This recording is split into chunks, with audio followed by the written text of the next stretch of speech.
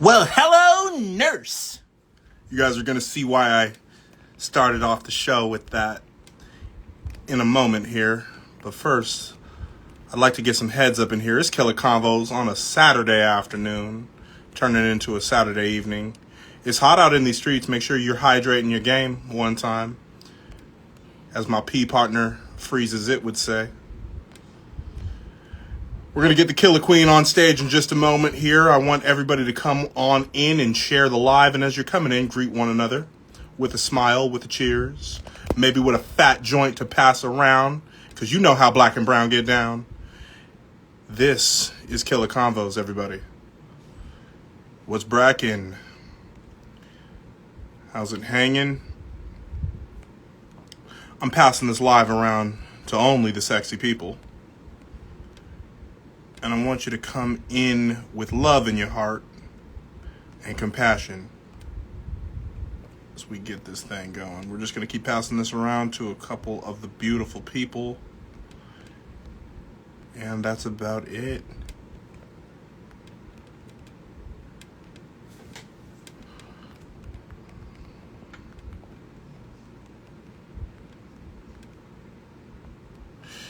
All right. And we got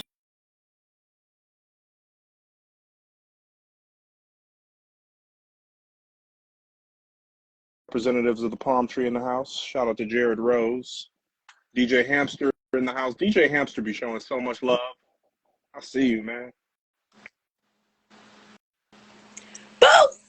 Boom. My internet keeps freezing, FYI, if you guys don't know what's going on. And definitely, look, Palm said it's hot.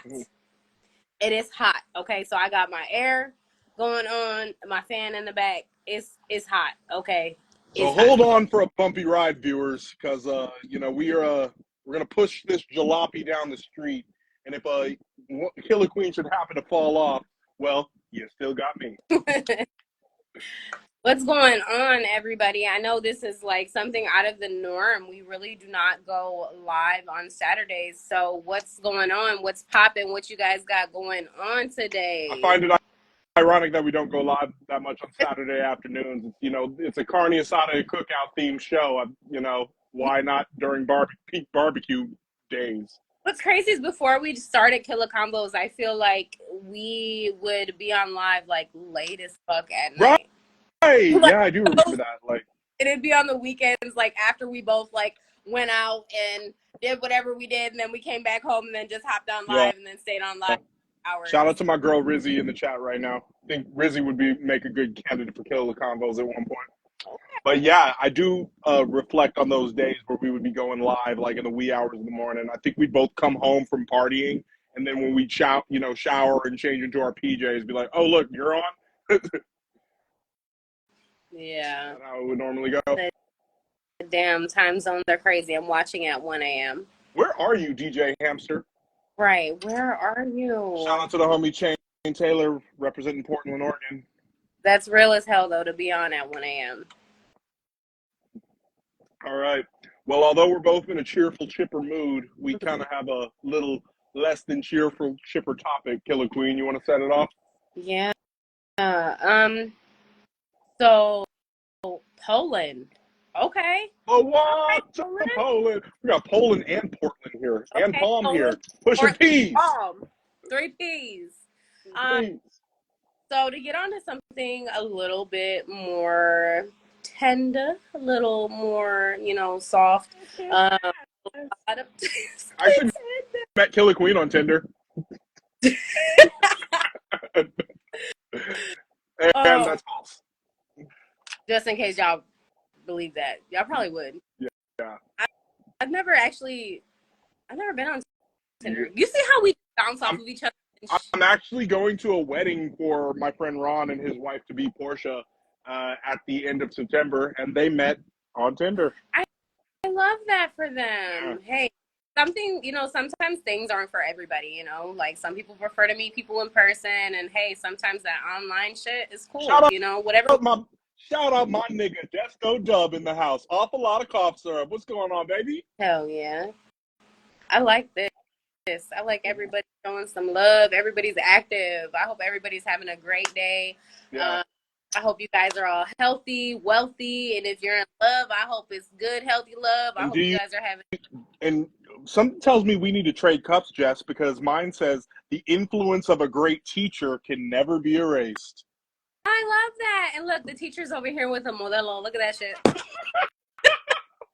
You son of a teacher, you. Oh man, no, Yeah, man. for real. But back to the serious, weariest stuff. I lost my grandfather recently, and that is something that's been super, super hard for me. Um, Somebody I looked up to, somebody that was there for me, you know, through my childhood and even my adulthood. Um, Still trying to comprehend and understand the way that, you know, death works and the way that grieving works. And I'm starting to realize that there's no handbook on, all right, a year from now, you're going to be fine. Like, I don't believe in that. That's definitely not true. I first experienced grieving with my tia Stella, you know, may she rest in peace. That's somebody who I was very close to too, who, you know, she got me out of gang banging. She got me to change my entire life around. She really pushed me to do better. So that was my first time experiencing grieving. And that was like some years ago. So now that I'm experiencing it all over again, I caught myself at work, you know, like cleaning up my classroom, getting stuff together, getting my lesson plan together for the next day. And I just started crying, you know, like I'm sitting on my classroom floor, like putting stuff away, putting books away. And I just started crying. And I'm like, damn, like, you know, grieving is super tricky, you know, and there's nothing that people can say to make you feel better, you know, like there's nothing that people can really do for each other than, you know, offering a shoulder to cry on, or, you know, hey, I'm here if you need to talk, which shout out to you, Palm, because you've been really, really, you know, nice to me during this transition that I've been going through, you know. We haven't done many lives or any Zooms lately because I've been completely out of it. So this is our first live back. I also just got up over COVID. So that was insane. First time ever having COVID. I thought it was gonna take me out the game, y'all. I thought y'all was gonna have to Yeah. agree with me. I Like, was afraid, like, is the girl gonna be on a ventilator? Oh shit! yeah, and then I already have asthma and stuff like You that. smoke So it's like, weed and have asthma? hell yeah. Living on the edge, huh? It's like it's called acute asthma, so it's not like Aw, acute asthma. acute asthma. It's not like, I mean, it's still asthma. Let me be for real. Just go be for real with yourself. Um, so yeah, so that's really what's been going on. I kind of thought it was a good topic for us to do for the both of us because we both have experience with grieving and death, and I think it's interesting to hear from different, you know, cultures on how they deal with it. Just because, like, for instance, Hispanics, um, a lot of you may know that we have a celebration called Dia de los Muertos. So it is a celebration where we celebrate and we believe that on that night our ancestors come back alive for that night to spend that night with us. Um, and I know that other cultures may have, you know, different things that they do. So, what are some things that, you know, your family hold on to, like traditions? What are things that your family do whenever someone passes away, or like, do you guys do like candle lightings and like things like that? Personally, for me, you got to understand that it's coming up on 1 year of my dad's passing, Mm-hmm. and we're in the process of creating traditions. Right. Uh, we last year in October when we had my dad's ceremony, it was at the Grammy Museum. For those of you who don't know, my dad was Kevin Fleming, who was a music industry executive here in LA, as well as a program director of a couple of radio stations. So no better homegoing ceremony than at the Grammy Museum. But down there at LA Live, they have a restaurant, not Fleming's, which is my last name. No disrespect to Fleming's, I enjoy their food too. But Fixin's is a soul food restaurant there at LA Live. So me and my family have kind of became regulars there, and we had the repast or the luncheon after the service at Fixin's. So we're gonna go back there again on the 1 year anniversary of my dad's passing, which is September 21st. So I really don't know if we have traditions. Shout out to my man Quentin Braggs in the chat, wonderful photographer out of Kentucky. But we don't necessarily have traditions when people pass. It's just there are ways of honoring our departed. Right. For instance, I remember when I was in high school, my grandfather's father, who would be my great grandfather, he's actually buried here in LA, buried in a cemetery in East Los.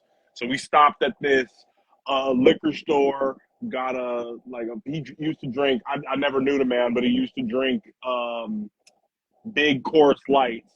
And we got one of those and we went to the cemetery. And then me, my dad, and my papa, we all took a sip out of it, poured it down on him. I remember I poured like a little bit too much. And then they were like, hey, slow down. We don't want to get D-Dot drunk. But yeah. So there's, a couple small things. We're a relatively small family, even though we're, scattered throughout the country. Right. But, there's some traditions, some practices. Okay.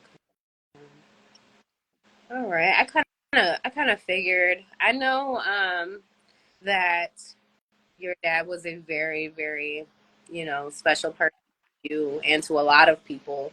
And I know that, I haven't experienced losing a parent.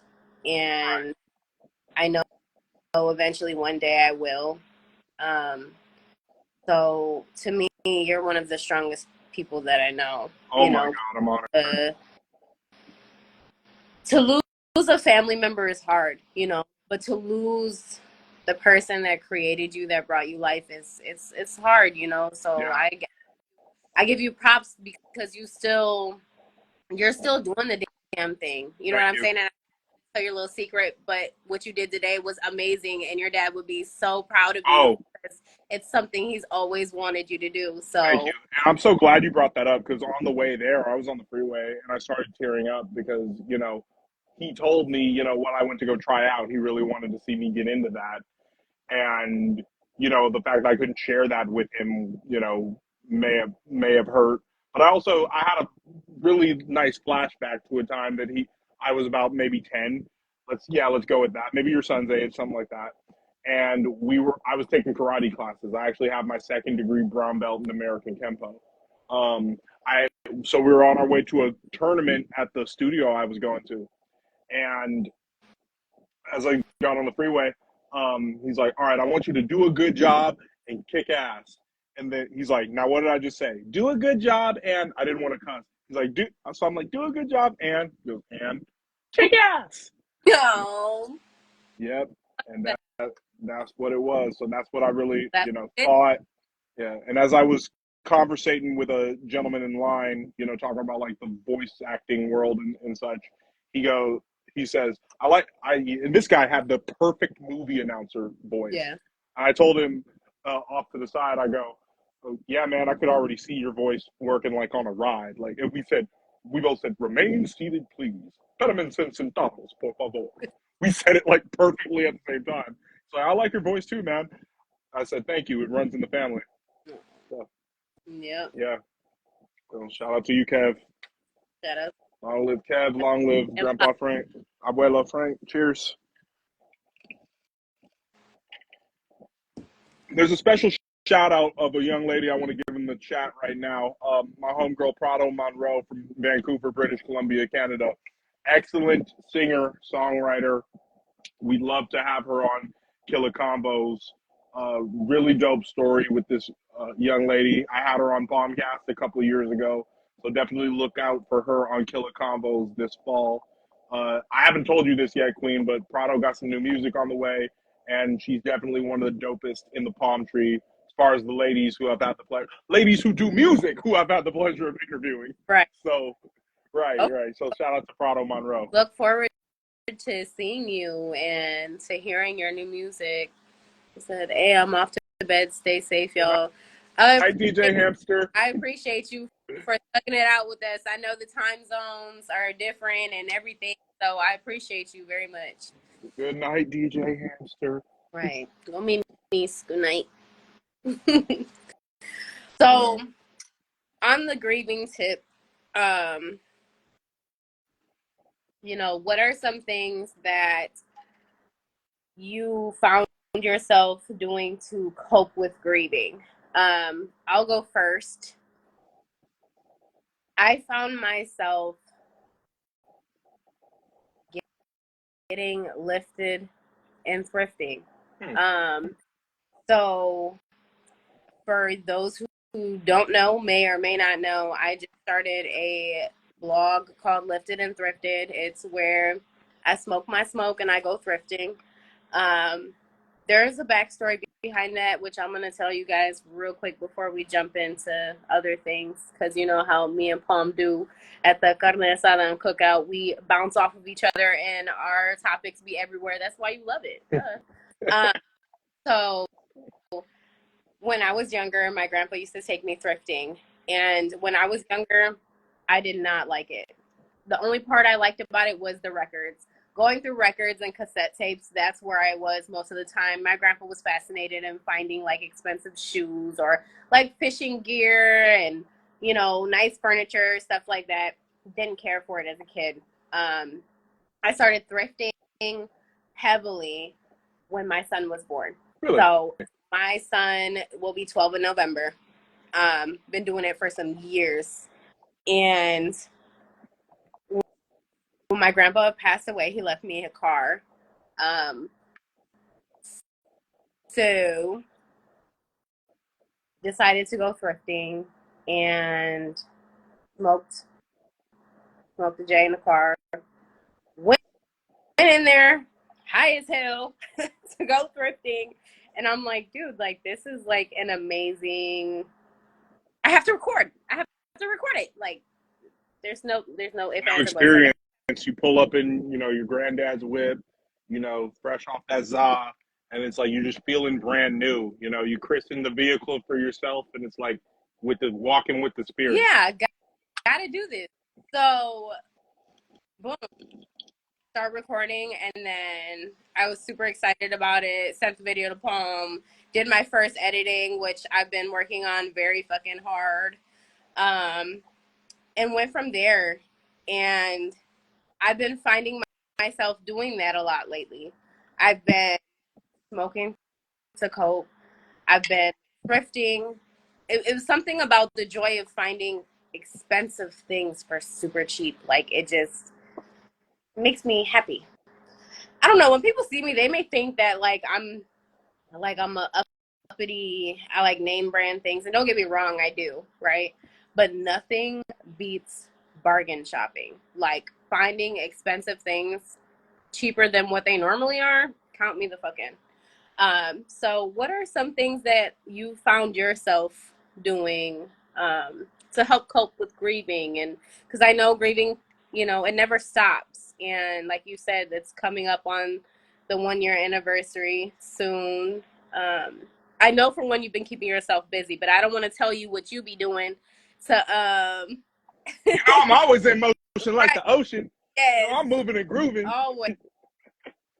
Well, what have I been doing to cope with grief? Number one, my mom and I do attend grief counseling. Every Tuesday, we are part of this group that's provided through Kaiser for 1 year, where it's just us and a dozen individuals. And we talk for a couple hours about just life and how we're doing and, how we're feeling. How are we emotionally processing everything? And everybody in there had lost a loved one to some type of disease.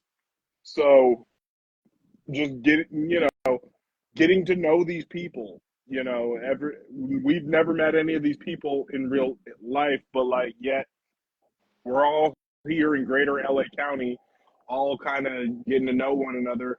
And it's just dope to know you're not alone and to be able to lend your advice and lend a shoulder to others as well as, you know, receive advice from elders. I'm the youngest person in that group, you know, so that's been one thing that's really helped.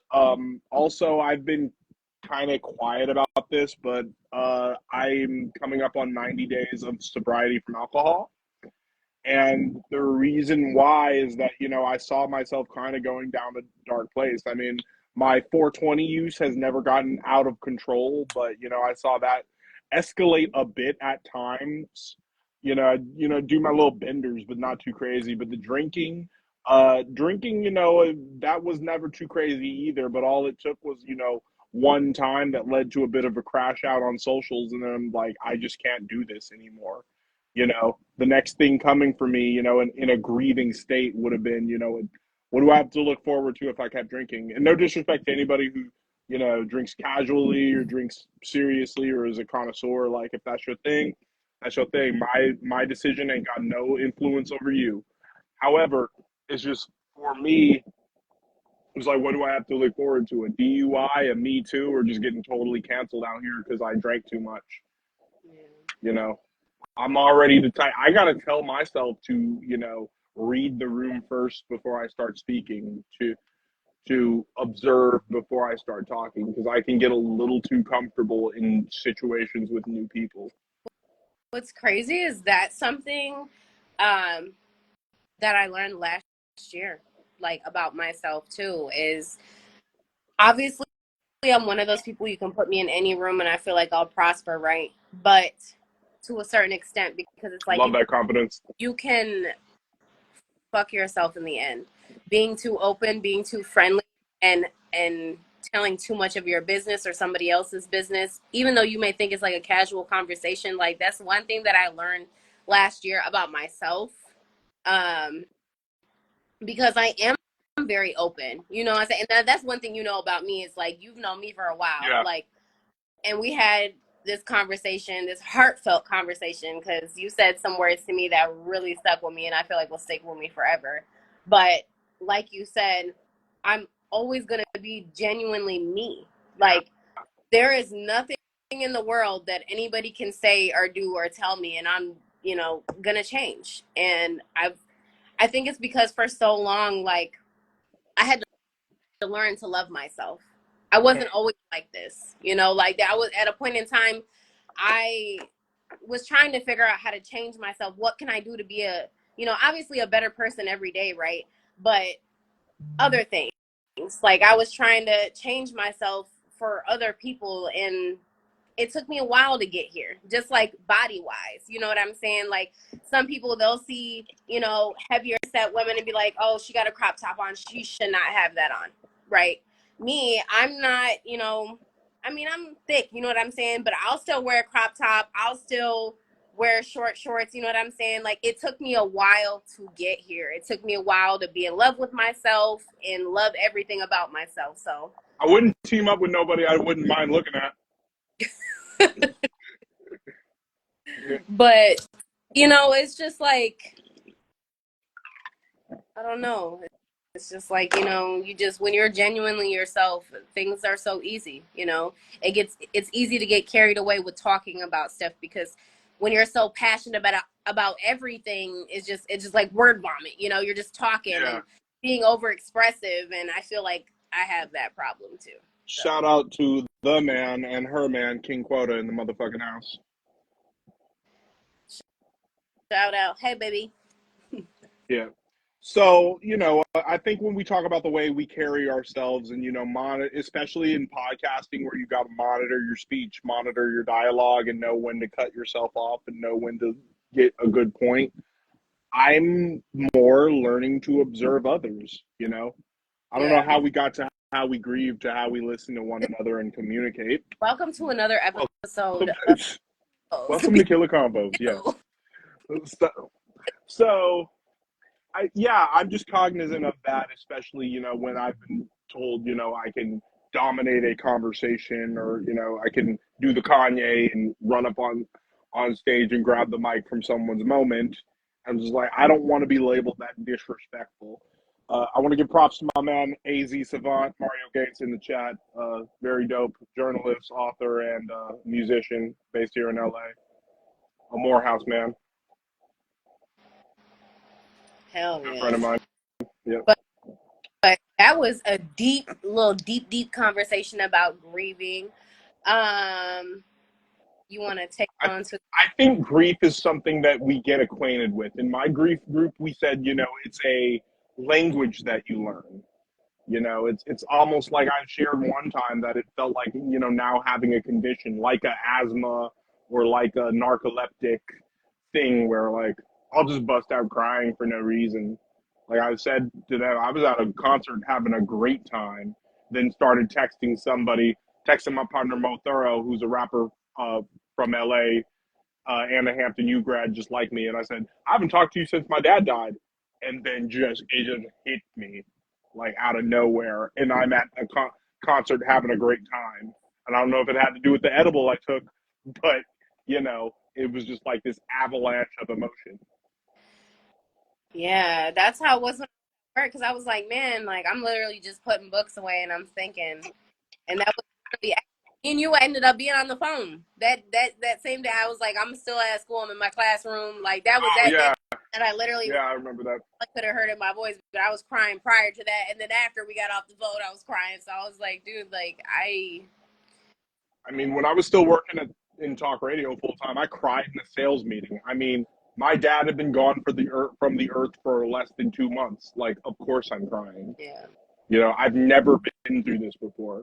Because there's a difference between losing a loved one or a family member and then losing like a household member, like the household yeah, member. yeah, Like this is shattering. But glory to God that I'm still standing strong. Word to my people's rolling with the loving goods. I still continue walking. And that's been a blessing as well to be involved in these creative projects that I can strive for and come up with beautiful ideas and come up with help with a rolling with the loving goods and help uh, you know facilitate and create with Killa Convos and beatbox and had Foxy down here in February. All of these things, in what I expected to be the most difficult year of my life. right. And that's crazy that you say that because it's like, even though we're grieving and people pass away, it seems like beautiful things start happening, And it's like, I don't know. It's crazy the way that death works, the world works, grieving works. Like everything is just crazy. And neither. No, everything is crazy. Hold on, I don't want to do the MTV Cribs thing right now, but just gonna trip to the fridge, BRB. And Killa Queen's still holding it down. Always, Um, always.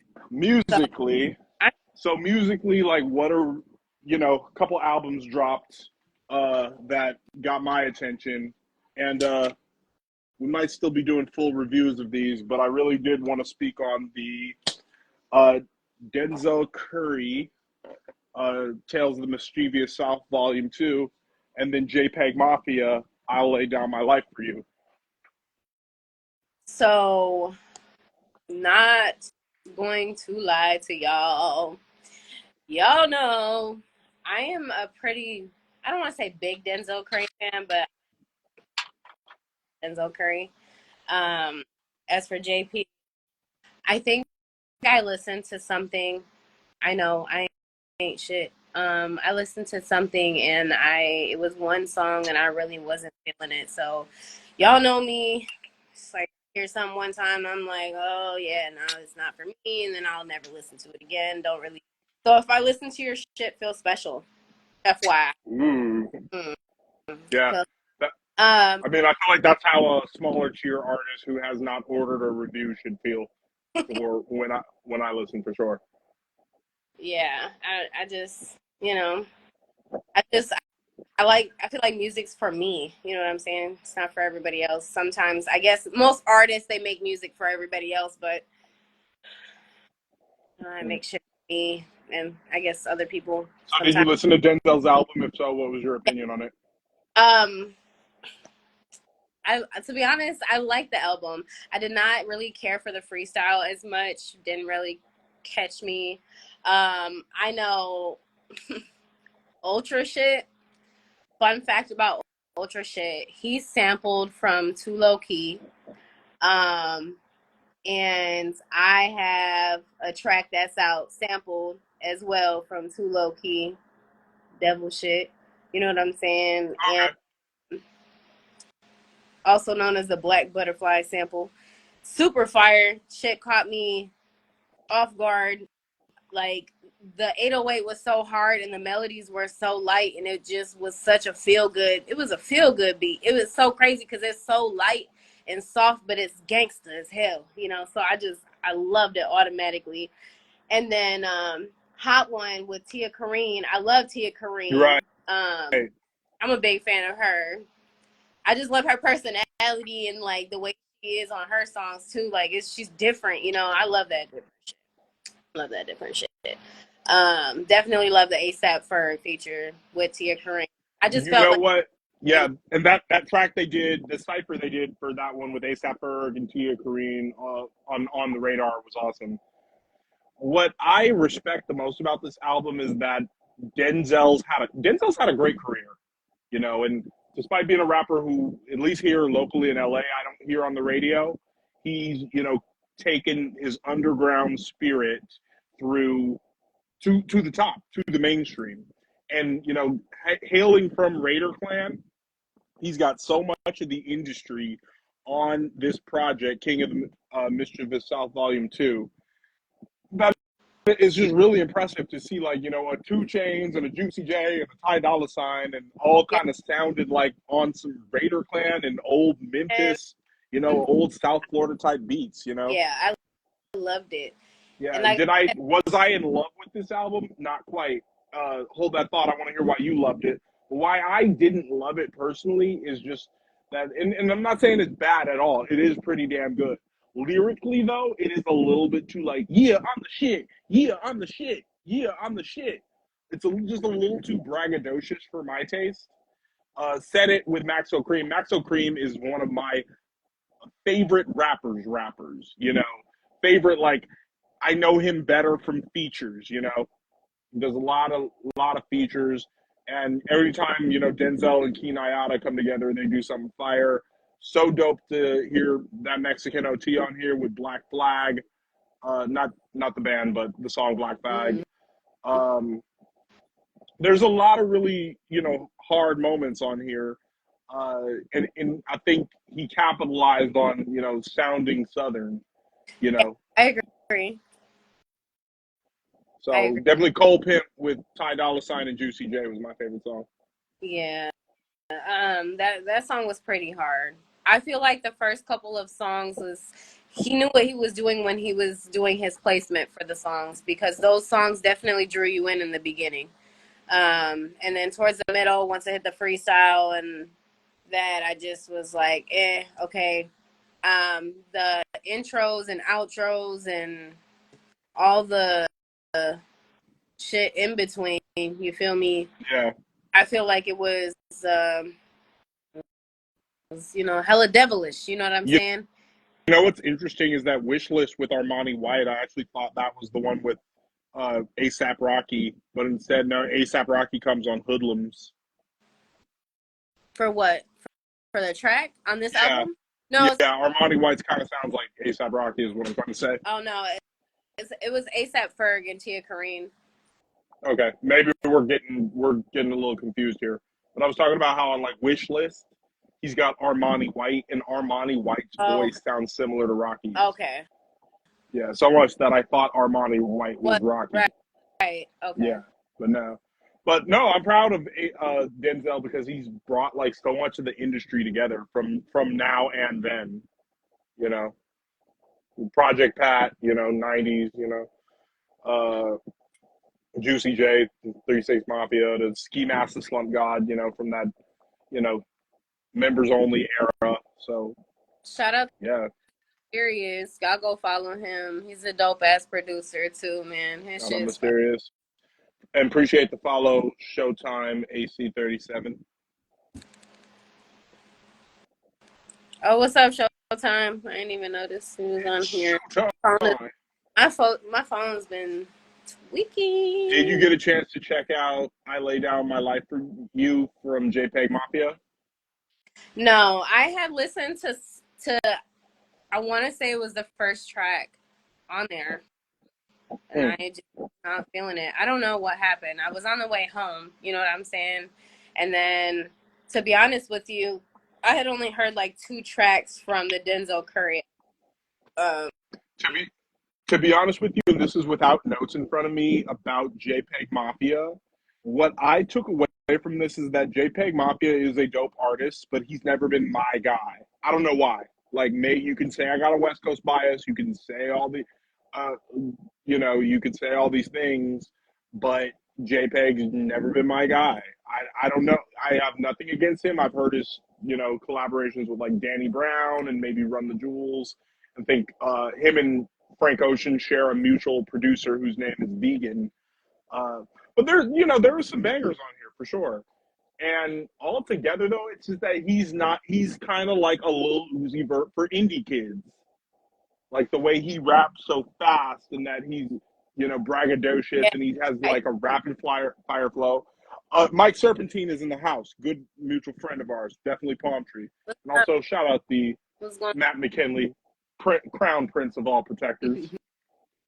But getting back to this, I Lay Down My Life for You, which I never left.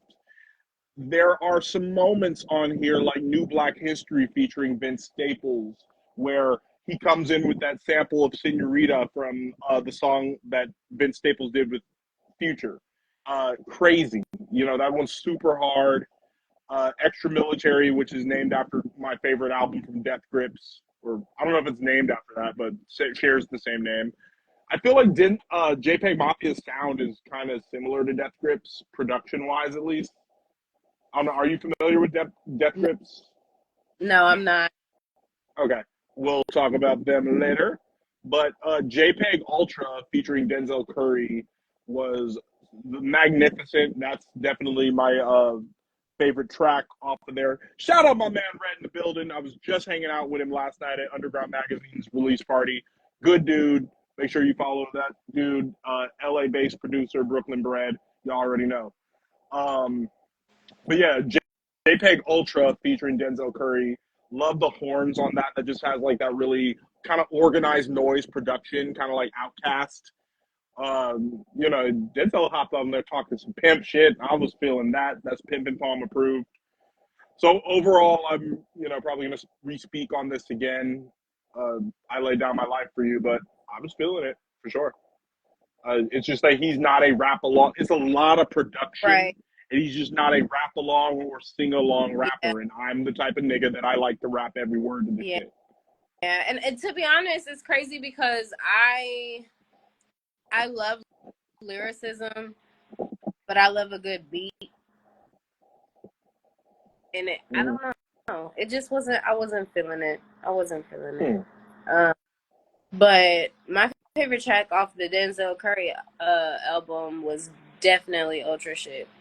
That track for me, it brought back memories for me. That was one of my first songs that I had ever made was Kicking Doors with that sample. So that shit, I think that I did something to me. It's because I had like a little personal connection with the sample, I think. Really? But, yeah. Okay, cool. All right. We'll definitely be revisiting the Denzel Curry and JPEG Mafia more on Palm Official on YouTube. So, and all Palm platforms. Y'all know the vibes. Is there anything else we want to cover today on Killa Convos?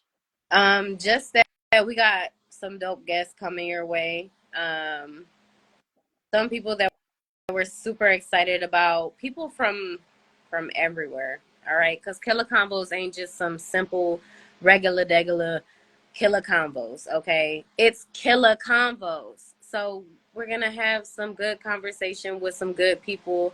Not everything is gonna be inside the box. You know, you're gonna see people maybe you have no idea that they even existed, or you might see some people you know that's, you know, already a part of the palm tree. So y'all be on the lookout for that. I have some videos and a new vlog dropping tomorrow on Lifted and Thrifted. And if you guys don't know what that is, make sure y'all go tap in, watch the video on my story. And thank Look at you expanding into branding and content creation. where's my Created a monster. where's my crown? I create shit. This was all I selected. Princess. Actually, it's Queen Peach. But yeah. So y'all get with it. Palm is off to you. All right, guys. You know what? We got a busy week. We're gonna be sorting some stuff around in our personal files. But when we get back, we got a couple really dope Killa Convos guests in the chamber. As much as you love seeing just Killa Queen and I, we love this. We love getting into the rumbling back and forth between her and I. But we got some cool guests still coming by to chill with us and grill with us this summer. Yep. Yep. That'll do it. All right. That'll do it for this Killa Convos. All right. Hey, peace, love, palm.